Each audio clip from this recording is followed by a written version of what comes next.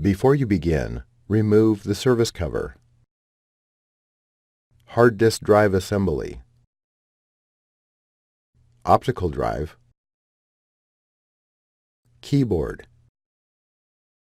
And top cover. Removal. Remove the power button board ribbon cable from the routing channel that secures it to the top cover. Remove the 3mm P1 Phillips head screw that secures the power button board to the top cover. Remove the power button board from the alignment pin and retention tabs. Reverse this procedure to install the power button board. Thanks for watching. Please click subscribe for more videos and weekly updates.